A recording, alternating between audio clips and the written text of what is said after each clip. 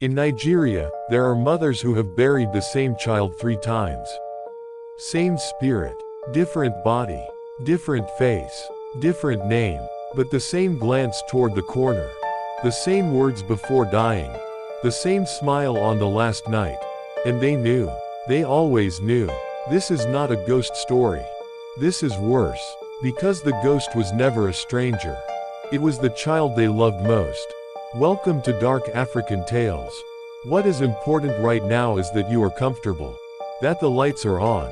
That someone is nearby. Because the story of the Abiku is not the kind of story you want to hear alone. In Yoruba, they call it Abiku, Abiku. Born to die, and return, and die again, until someone is strong enough to make it stay. Tonight we ask one question. What would you do, what would you sacrifice, what would you become, to keep your child alive? And what happens when love alone is not enough? To understand the Abiku, you first have to understand how the Yoruba see the universe. In Yoruba philosophy, death is not an ending. It is a door. On one side, i.e., the world of the living. The world you are in right now. Warm, loud, impermanent. On the other, Orin, the spirit world. Ancient, vast, timeless. Every human soul travels between these two worlds. You are born into i.e., you live, you die, you return to Orin, and after a period of rest, you are born again. The cycle has no end. It has no beginning anyone can remember. But there is one moment that determines everything. Before you are born, before you cross from Orin into i.e., you choose. You stand before Olodumare, the Supreme Being, and you choose the life you will live. The family, the body, the destiny. How long you will stay. Most souls choose a full life. A complete arc, birth, struggle, love, loss, old age, death. The Abiku chooses something different. In Orin there exist groups of spirit companions called the Egbe Orin.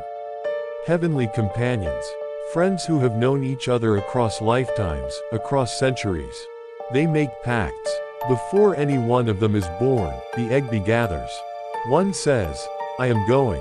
I will be born into the world of the living. But I will come back. I will always come back. None of you will ever lose me. The Abiku is born. A woman carries 9 months of hope. She labors. She holds her child for the first time. And she does not know that this child has already made a promise that has nothing to do with her. That is the Abiku. Not a monster that comes from outside. A spirit that was inside the whole time. Wearing the face of your child. Counting down. These are the signs of an Abiku child. First sign, beauty. An Abiku child is almost always described as unusually beautiful. Not merely pretty, striking. The kind of beauty that causes people to say, this child is too perfect for this world. In any other context, that would be a compliment. Here, it is a warning. Second, intelligence. Speaks early. Walks early. Understands things too soon. Mothers say, this child looks at me like it already knows everything I am about to say. Third is distance. The child is present, but never completely present. It laughs, yes. Reaches for its mother, yes.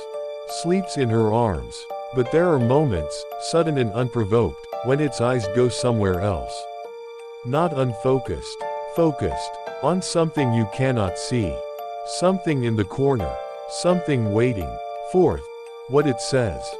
Sometimes the Abiku tells you directly. Calmly. Matter-of-factly. I am going back. They are waiting. Or the phrase recorded most often. I will come back. I always come back. Fifth, the illness. An Abiku child does not die in accidents. It dies of illness. An illness that arrives suddenly, progresses quickly, resists every treatment. And the cruelest part, in the days before death, the child often seems to recover. The fever breaks. The child eats. The child smiles. The mother feels hope flood back into her body. And then, on the night she finally allows herself to sleep, the child is gone. I want to tell you about a woman named Taiwo. Taiwo lived in the town of Igbo Ora, Oyo State, southwestern Nigeria. Igbo Ora is famous around the world for one reason. It has the highest rate of twin births on earth. The Yoruba say only this: in Igbo Ora the veil between Oran and Ai is thin. Spirits cross more easily here. Taiwo was born in 1951. Married at 19. Wanted children more than she had ever wanted anything. Her first child, a girl, was born in 1971. She was beautiful. So beautiful that visitors would say, "This child does not belong to the earth." They meant it as praise. She died at 11 months. An illness that came in 3 days and took her on the 4th. The night before, she smiled at Taiwo for a long time. Taiwo thought the fever was breaking. The second child, a boy, arrived in 1973. Taiwo noticed something she had not expected: the way he looked at the corner. Always the same corner. Sometimes laughing at it, sometimes reaching toward it. He died at 9 months. Illness. Fast. Unexplained. The night before he died, he spoke his first and only real words: "Going now." Just that. Going now. The third child was born in 1975. Taiwo did not name her for the first 3 months. She called her only Omo. Child. At 4 months, she found the baby awake at 3 in the morning. Not crying. Not hungry. Sitting perfectly still. Staring at the ceiling. Moving her lips. Whispering to something above her. Taiwo went to the Babalawo the next morning. His name was Fasanya. 70 years old. 50 of them spent in this work. He cast the divination shells 3 times. Then he said, "This is the same child. All 3 are the same. They have been playing with you. Not from cruelty. They do not understand that you feel it. To them, you are a place they visit. A warm place. A place that loves them.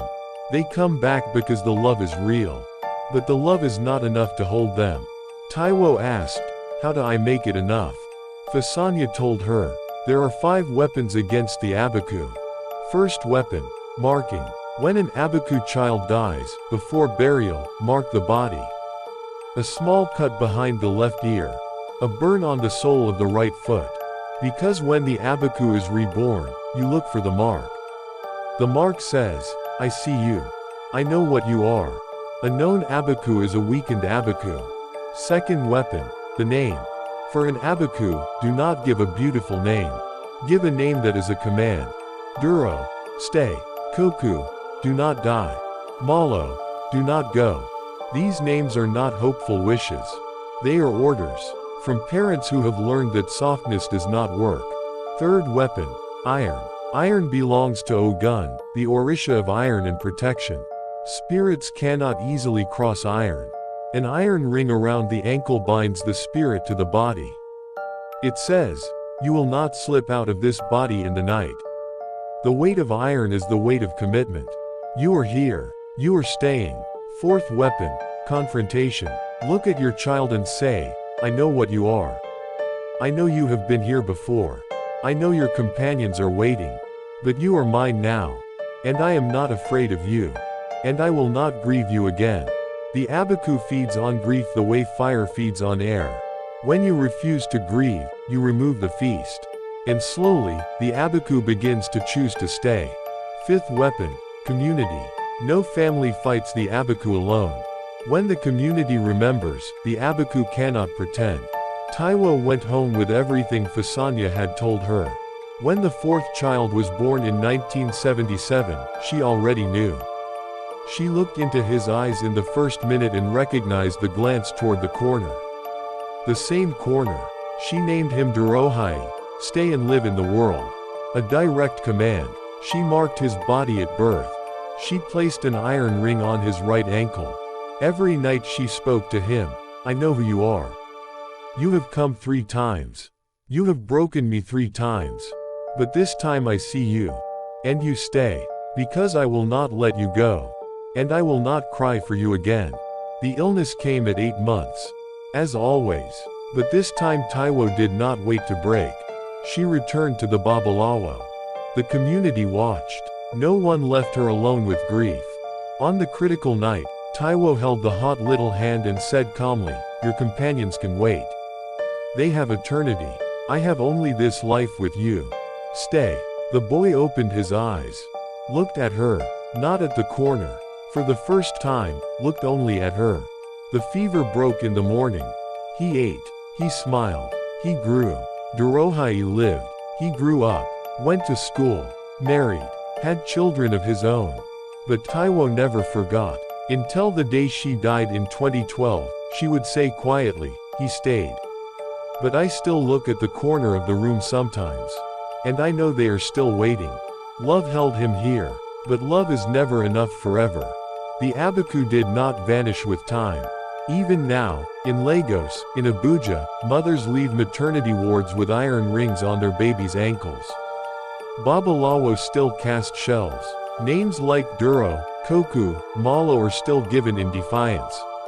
Because the Abiku teaches a cruel truth, not every love wins. Some loves are visits, some children are guests, and some mothers learn to love knowing this, and love anyway. Thank you for listening to Dark African Tales. If this story touched you, or left you uneasy, subscribe. Turn on notifications. Because Africa has more shadows to share. Most people stopped watching. Fear does that. But you are still here. Which means the darkness already chose you. Subscribe to Dark African Tales. You cannot unlearn what comes next.